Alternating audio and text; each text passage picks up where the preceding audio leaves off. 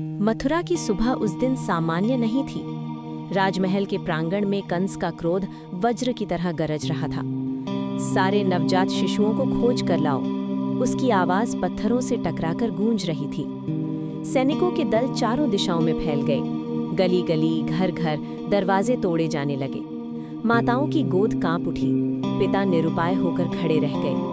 पूरा नगर भय की छाया में डूब गया। माताओं का मौन प्रतिरोध।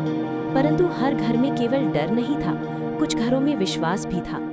कई माताएं अपने शिशुओं को मिट्टी के बड़े पात्रों में छिपा देती, कुछ ने उन्हें गौशालाओं के पीछे रखा, कुछ ने जंगल की ओर भेज दिया।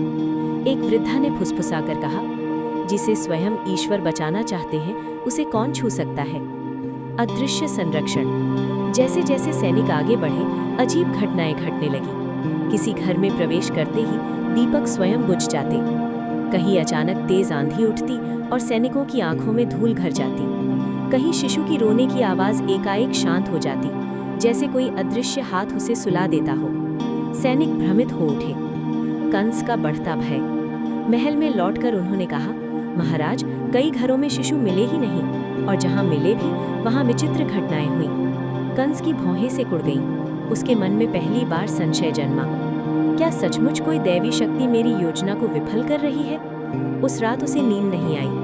गोकुल में शांति। उधर गोकुल में एक बालक शांतिपूर्वक मुस्कुरा रहा था।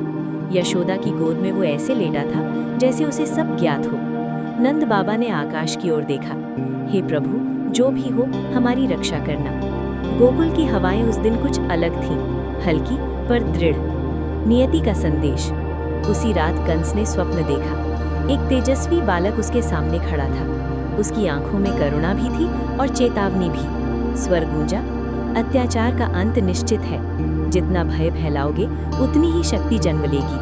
कंस चीख कर जाग उठा। सुबह मथुरा में अभी भी भय था, पर साथ ही एक नई फुसफुसाहट भी थी। लोग धीरे धीरे एक दूसरे से कहने लगे, कोई है जो हमारी रक्षा कर रहा है। और यहीं से आरंभ हुआ एक अदृश्य आंदोलन, विश्वास का। अत्याचार ने जन्म दिया था भय को, पर भय ने जन्म दिया था एकता को। और कहीं दूर गोकुल में एक नन्ही मुस्कान समय की दिशा बदलने की तैयारी कर रही थी।